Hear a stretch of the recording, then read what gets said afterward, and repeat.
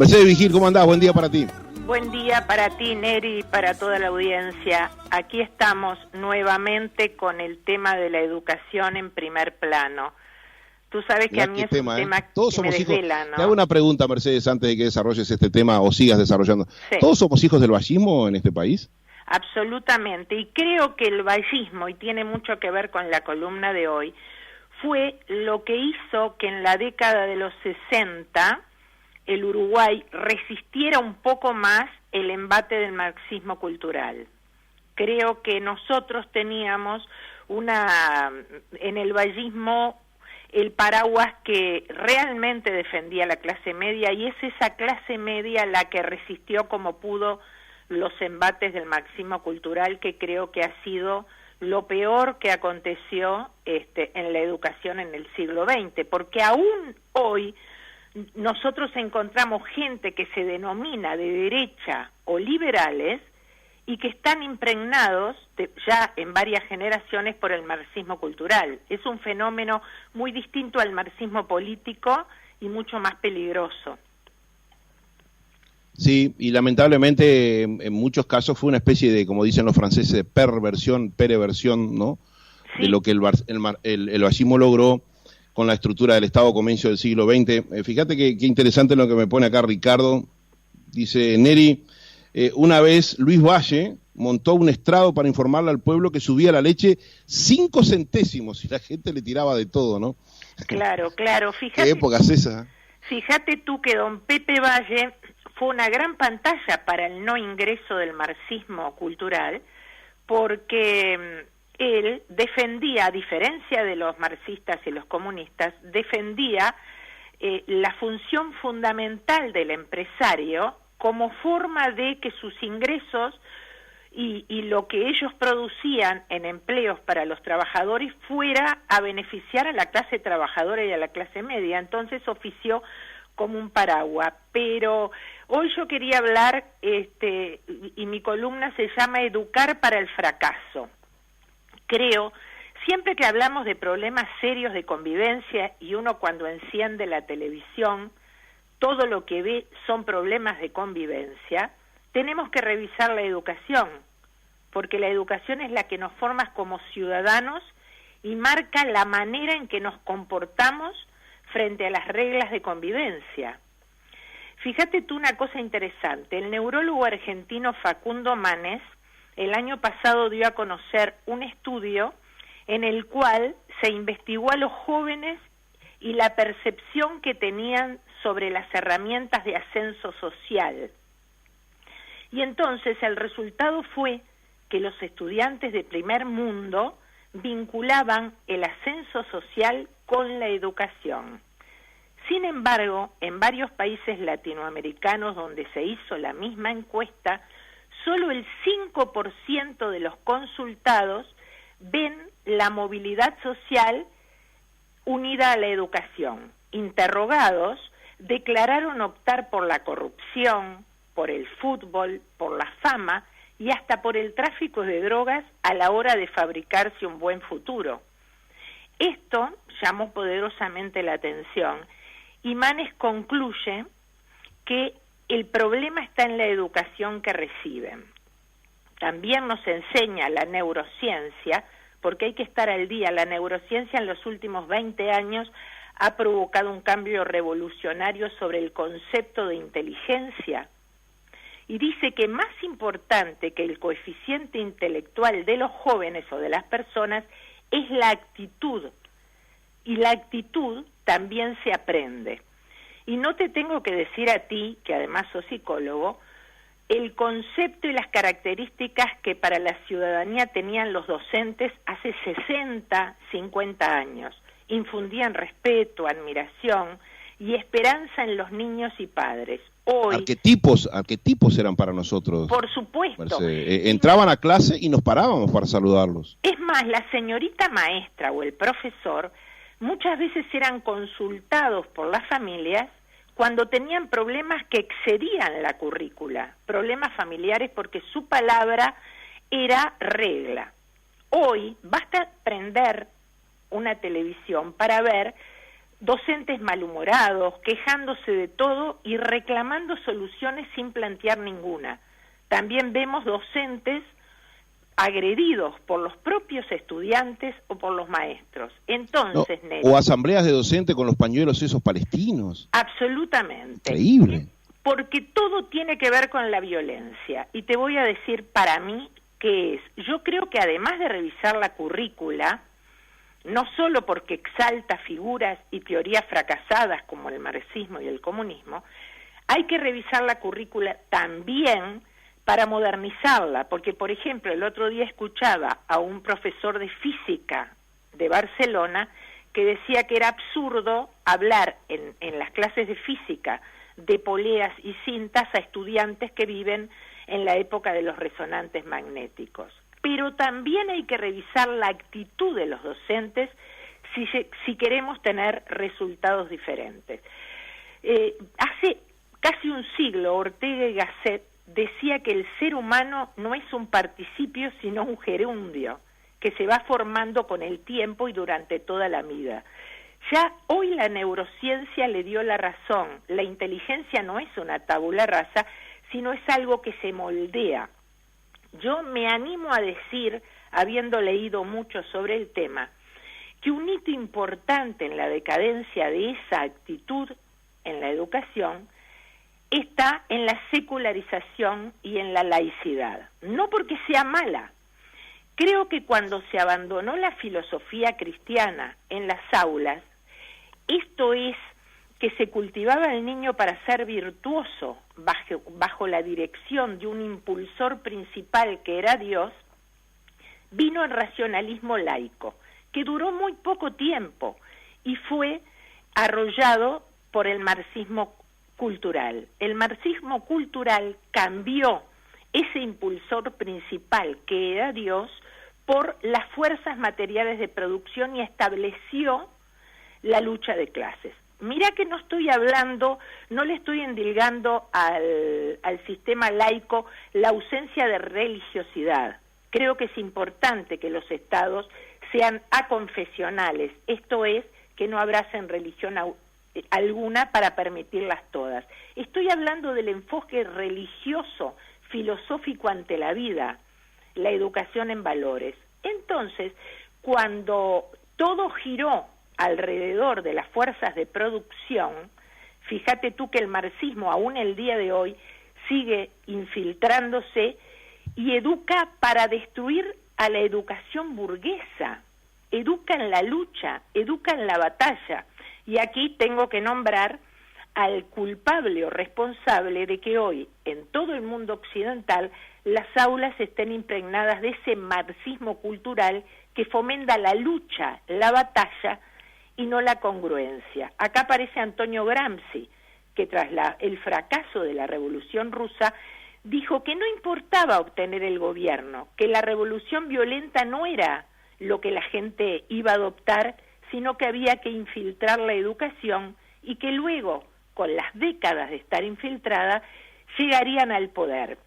Fíjate tú que en el marxismo cultural el individuo se licúa en favor de ese campo de batalla que las masas deben seguir para eliminar la cultura dominante. Y eso lo vemos hoy en los llamados colectivos como el feminismo y todos los colectivos que hoy están reivindicando derechos que muchas veces son justos, terminan siendo confrontativos y forman tribus que pugnan por la supremacía. Esto es, no se fomenta la colaboración entre las diferentes tribus, sino la batalla.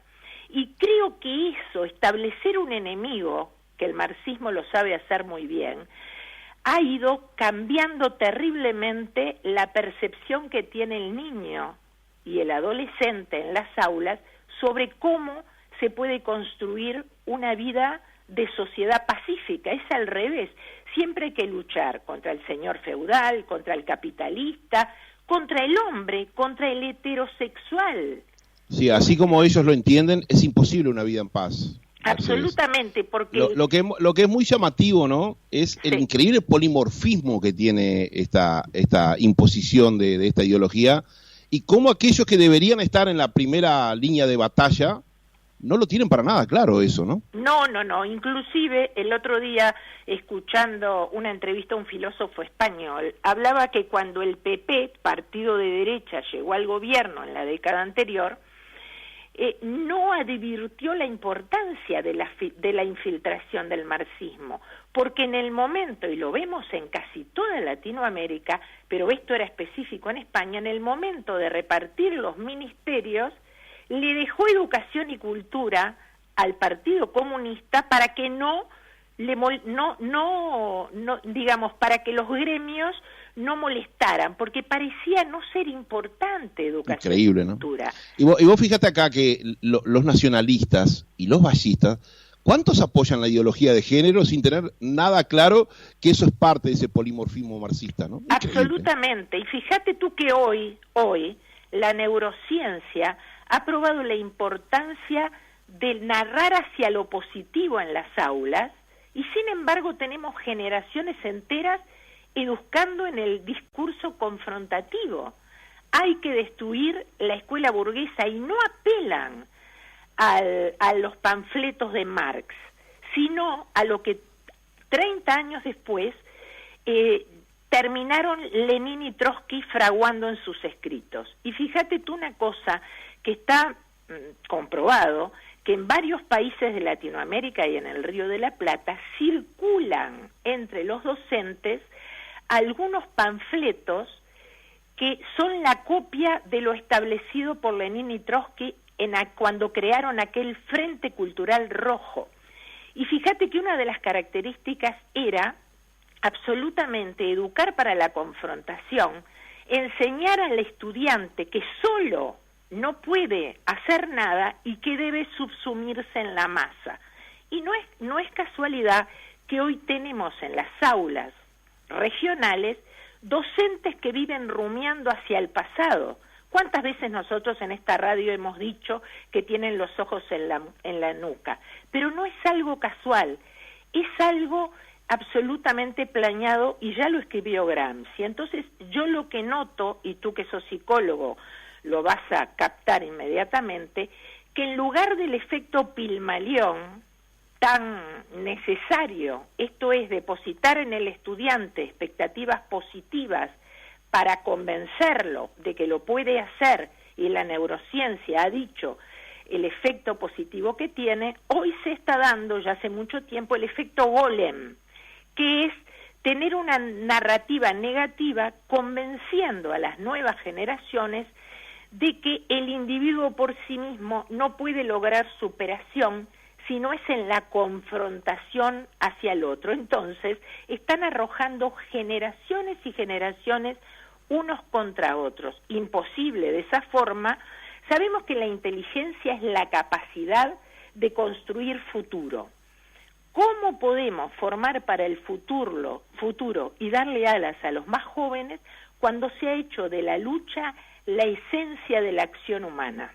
Claro, no te olvides que la base de la ideología marxista es justamente la lucha de clases. Absolutamente. Transportada luego a eso, a todos los escenarios posibles, pero siempre el conflicto es el fundamento de la forma que ellos tienen de entender el desarrollo de una sociedad, ¿no? Y la búsqueda de un enemigo siempre tiene, si tú te pones a pensar en los movimientos feministas, muchos de los que hemos desertado, y somos miles, fíjate tú que el año pasado hubo una encuesta que decía que las mujeres del mundo, aún las que bregan por la igualdad, se han distanciado de los movimientos feministas. ¿Por qué?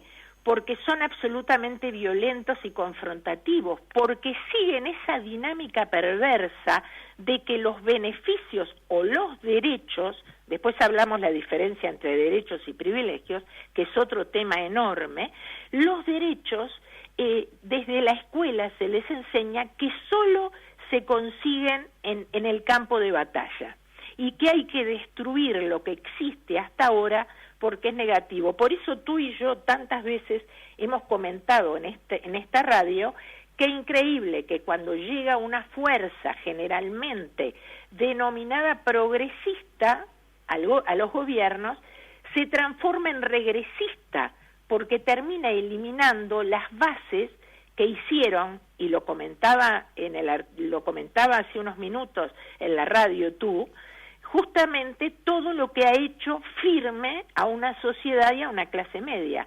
porque el fin no es construir un futuro mejor, sino destruir el pasado en aras de conseguir un presente para construir un futuro que tiene necesariamente que tener como vértice un enemigo. Entonces, sí, hay mucha gente te pregunta, Mercedes, amén del reconocimiento al análisis que estás haciendo, ¿por qué, especialmente de parte de los partidos tradicionales y sus gobiernos, prácticamente nada han hecho para luchar contra esto y por el contrario han tenido una actitud que ayudó a la implementación de esta realidad? Yo creo que la falta de convicción, la desidia, terminó llevándolos a perder claramente la batalla cultural, ¿no? Cuando yo digo que cuando empezamos a implementar en educación la laicidad, nos dejamos llenar el espacio filosófico de reflexión sobre valores y sobre lo que es la conducta social, nos dejamos ganar ese espacio por el marxismo. Estoy hablando de los años 30, 40, 50. Quienes hoy nos gobiernan son hijos de esa educación. En mayor o menor medida, el buenismo y ese licuar al individuo porque todos somos iguales. Fíjate que tenemos un papa que acaba de tuitear y decir en un discurso que el mérito no importa, porque forma parte de esa ideología. Tenés que subsumirse en la masa. Y tú como psicólogo habrás leído a Jacobson y Rosenthal, unos cientistas sociales muy importantes, que enseñan que el papel fundamental del profesor en las aulas oficia para aquello que en psicología se llama la profecía autocumplida. Tú enseñas a generaciones de jóvenes con el efecto Golem o el efecto Pigmalión contrario, que nada pueden hacer como individuos, que no se puede alcanzar el futuro social sin meterse en la lucha de clases, y consciente o inconscientemente terminan repitiendo o generando la profecía autocumplida. Terminan generando una sociedad en la confrontación. La confrontación, y lo vemos lo que está pasando en los gremios, que son sin duda un ala política del Frente Amplio, terminamos viendo que la confrontación en sí misma es el fin y no el medio para alcanzar nada. Entonces ahí estamos influyendo en las generaciones, los estamos enseñando. Fíjate tú una cosa, y con esto vamos cerrando. Allá por 1890 y pico, a principios de siglo, vino una periodista norteamericana que estaba recorriendo América haciendo entrevistas para el New York Times, y le hizo una entrevista a Francisco Piria, y cuando tituló en el diario norteamericano dijo: el país del optimismo. Uruguay era el país del optimismo, y había entrevistado a un empresario que decía que en 1920 íbamos a tener 20 millones de habitantes, un ingreso per cápita fantástico, y se preguntaba cuál era la esencia para construir generaciones optimistas. Nadie que hoy analice la psicología del uruguayo puede decir que somos un país optimista. Y el secreto está en que se eliminó el vallismo y se transformó y se sentó en las aulas el marxismo cultural, en el cual la infelicidad es lo único que se siembra, porque un individuo infeliz es un individuo muy proclive a ser captado para luchar contra un enemigo común. Y el enemigo común, lamentablemente, era lo que llamaban en aquel momento, y siguen llamándolo más veladamente, la educación burguesa. Y la educación burguesa nacional no era ni más ni menos que la educación para el buen vivir de la clase media de la que hablaban ustedes antes de que yo saliera al aire. Sí, hay dos frases bíblicas que se dan de bruces con esta afirmación del actual Papa, ¿no? A quien le tengo simpatía porque es hincha de San Lorenzo. que esas dos frases bíblicas, una tiene que ver con el fundamento del desarrollo socioeconómico de Occidente, que es aquella que dice, tan simple, ganarás el pan con el sudor de tu frente. Eso es lo primero. Y la otra es una del evangelista Juan, que dice, la búsqueda de la verdad es lo que te hace libre. Si hay una filosofía de vida, sacándole todo lo que vos quieras del tema divino, quedémonos con la parte filosófica, que se opone radicalmente al comunismo, es el cristianismo. Porque los principales mandamientos del cristianismo es no robarás, no matarás, no mentirás, que fueron los fundamentos históricos del comunismo y el marxismo, ¿no? Nadie que se defina cristiano puede tener la mínima simpatía, en este caso, por la filosofía comunista. Por supuesto, pero fíjate tú una cosa muy interesante, que esto es un dato. Yo siempre digo, hablo con datos, porque los datos terminan matando el relato. Fíjate que Antonio Gramsci, cuando humanizó el marxismo para infiltrarlo, se basó en el catolicismo. Él decía que los papas habían sido muy inteligentes porque durante 300 años la religión católica admitió pasivamente que el papa fuera el príncipe o el monarca, no un integrante de la Iglesia Católica. ¿Y qué es lo que dice Antonio Gramsci? No importa, dejaron 300 años el gobierno a los monarcas cuando la Iglesia Católica tenía el poder. Ese mecanismo lo usó y lo aplica en sus escritos para la sociedad y para el marxismo. Él decía, no importa, la revolución fracasó, la violencia no atrae a las masas, la lucha de clases fracasó. Entonces ahora vamos a la batalla cultural. Nosotros tendremos el poder, aunque otros tengan el gobierno. Y eso es lo que los partidos de centro y derecha no han visto cuando, década tras década, resignan a las fuerzas marxistas de izquierda la educación.